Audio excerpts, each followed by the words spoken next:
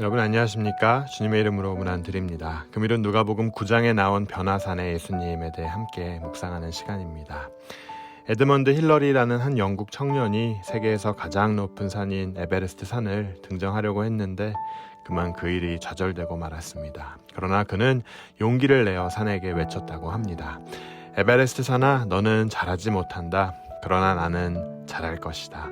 나의 능력도 나의 힘도 잘할 것이다. 또 내가 구비할 장비도 더 나아질 것이다. 그리고 나는 곧 돌아오겠다. 기다려라.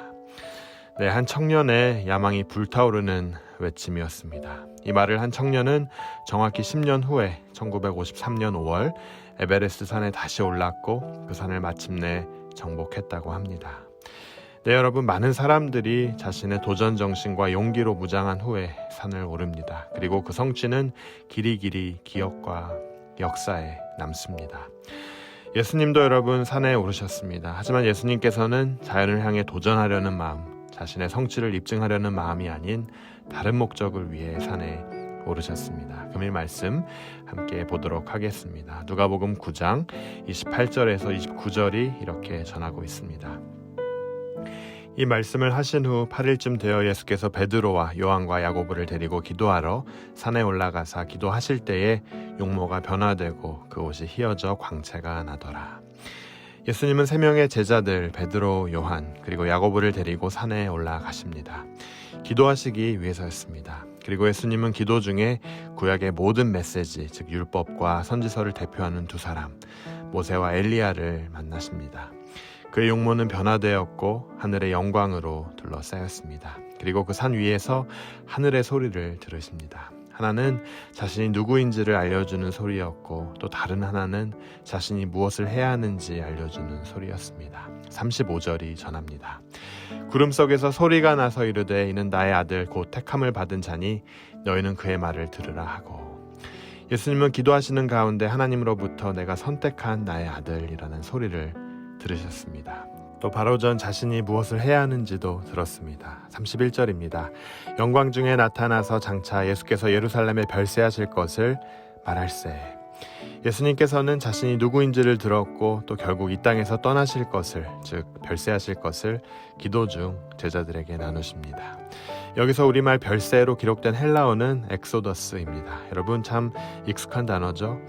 출애굽기가 영어로 엑소더스입니다. 다시 말하면 마치 모세가 애굽에서 노예로 살았던 이스라엘 백성들을 해방시켰듯이 예수님 또한 죄와 사망의 골짜기에서부터 만 백성을 구원하시고 해방시키기 위해 십자가에서 돌아가시게 될 거라는 걸 전했다는 거예요. 예수님께서는 산 위에서 그가 누구인지 또 그가 무엇을 해야 하는지 하나님으로부터 직접 들었습니다. 그리고 그것을 제자들에게 전해주십니다. 오늘 본문 이전의 말씀을 보면요, 예수님에 대한 소문이 이미 사방에 퍼진 상태였습니다. 예수라는 사람이 사람을 고친대, 그분이 메시아래 라는 소문이 이미 퍼져 있었던 상황이었습니다. 또한 동시에 예수님께서는 제자들에게 그가 며칠 후 십자가에서 못 박힐 것을 이미 말씀해 놓으신 상황이었습니다. 누가복음 9장 22절은 그 사실을 이렇게 전하고 있습니다. 이르시되 인자가 많은 고난을 받고 장로들과 대제사장들과 서기관들에게 버림받아 죽임을 당하고 제3일에 살아나야 하리라 하시고, 이 사실을 안 제자들은 아마도 놀라움을 금치 못했을 겁니다. 두려움과 걱정으로 가득 차 있었을 거예요. 3년간 함께한 분이 이렇게 돌아가신다는 말씀을 들으며 그들은 몹시 불안했을 겁니다. 예수님이 십자가에 돌아가신대, 우리를 구원하러 오셨다는데 그게 아니라 돌아가신대. 네. 여러분, 예수님께서 돌아가시기 전 산 위로 제자들과 올라가셔서 이런 걱정 가운데 있는 제자들에게 꼭 가르쳐주고 싶은 게 있었습니다. 십자가의 사건을 앞두고 이것은 꼭 나의 제자들에게 보여주어야지 하는 중요한 메시지가 있었는데 그것이 바로 기도라는 것이었습니다. 28절, 29절에 반복되는 단어, 기도입니다. 이 말씀을 하신 후 8일쯤 되어 예수께서 베드로와 요한과 야고보를 데리고 기도하시러 산에 올라가사 기도하실 때에 용모가 변화되고 그 옷이 휘어져 광채가 나더라. 예수님께서는 종종 새벽이 밝기 전 제자들을 두고 한적한 곳에 가셔서 기도하시는 모습을 누가복음을 통해 여러 번 보여주십니다. 갈람산에서 십자가를 준비하시며 기도하시는 모습을 우리는 대면하고요, 금일 변화산의 모습을 통해서도 봅니다. 그렇습니다. 예수님은 모든 중대한 일 앞에서 하나님과 직면하는 시간을 가졌고 그 시간은 기도하는 시간이었다는 거예요. 베드로는 입술로 20절 예수께서 이르시되 너희는 나를 누구라 하느냐 베드로가 대답하여 이르되 하나님의 그리스도이시라 하니 라는 고백을 하였지만 아직 어떻게 보면 자신은 진정한 변화를 체험하지 못한 상황이었습니다. 예수님은 이러한 제자들에게 필요한 것이 입술의 고백을 넘는 기도이며 이 기도를 통해 하나님 안에서 변화할 수 있다는 가능성을 직접 보여주고 싶으셨다는 거예요. 여러분, 변화의 시작은 입술의 고백으로만 시작되는 것이 아닙니다. 바로 기도로 시작됩니다. 우리가 산에 올라가 하나님과 대면하고 기도할 때 바로 변화의 시발점에 있다는 거죠. 기도는 기도자를 변하게 하는 능력이 있습니다. 오늘 이 본문의 배경, 변화하신 예수님의 능력을 보면 바로 이 기도가 앞섰다는 사실을 우리는 발견합니다. 기도 중에 모습이 변화하고 특별히 옷이 휘어져서 광채가 났다라고 전합니다. 예수님께서 입고 계신 옷, 참 깨끗한 옷이 아니었습니다. 땀에 절어서 냄새가 났던 아마 그런 옷이었을 거예요. 이러한 모습을 하고 계신 인간의 죄를 대표하고 계신 예수님이 기도하시니까 기도 중 하나님의 영광을 받고 광채가 났다는 거예요. 여러분, 우리는 변화하려고 머리 스타일도 바꿔보고 옷도 바꿔 입고 여행도 다녀옵니다. 하지만 주님 안에서 진정한 변화, 기도에서 시작된다는 사실 꼭 기억하시길 바랍니다.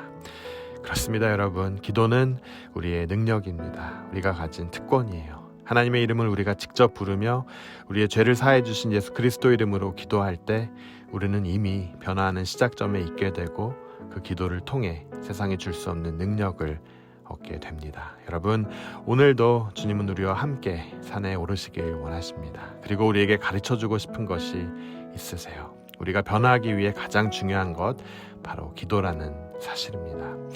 여러분, 여러분에게 있어 예수님이 제자들과 함께 오른 그 산 위는 어디입니까? 여러분이 출퇴근하시는 차 안입니까? 아니면 묵상의 자리입니까? 기도의 자리입니까? 여러분의 댁 마루입니까? 아니면 서재입니까? 아니면 교회입니까? 이 산 위의 장소, 즉 내가 하나님과 대면하는 이 장소는 개인에 따라 차이가 있겠지만 우리가 하나님의 임재 앞에 나아가 기도하는 그 시간을 통해 주님 안에서 우리의 변화는 시작될 것입니다. 그리고 하나님이 주시는 그 능력을 체험하게 될 거예요. 여러분, 팬데믹으로 인해 많은 일들이 멈춰선 가운데 우리는 하나님과 대면하는 시간을 더욱 가질 수 있습니다. 그리고 많은 위기 가운데 그분을 통해 힘을 얻고 세상을 직면할 용기를 얻고 변화할 수 있습니다. 하나님과 대면하는 기도의 시간을 통해 여러분 변화하는 자로 하나님의 능력을 입은 자로 다시 굳건히 서시길 주님의 이름으로 축원합니다. 우리 함께 기도하겠습니다. 주님, 은혜 감사합니다. 금일 변화산 말씀을 통해 기도의 중요성을 다시 한번 깨닫습니다. 나를 변화하게 하는 것은 내가 아니라 하나님이심을 다시 한번 말씀을 통해 봅니다. 우리가 입술로만 주님을 고백하는 것을 멈추고 예수님과 산 위에 올라 하나님과 대면하는 그 귀한 시간을 통해 주님 주신 힘을 얻고 용기를 얻고 주님 원하시는 변화를 체험하길 간절히 원합니다. 세상의 모든 소리를 뒤로하고 하나님과 대면하는 그 시간이 우리 믿음의 여정의 주된 원동력이 되게 하여 주시고 그 시간을 통해 주님 주신 마음으로 비전으로 세상을 향하게 하여 주시옵소서. 이 모든 말씀 나를 변화하게 하시는 예수 그리스도의 이름으로 간절히 기도드립니다. 아멘.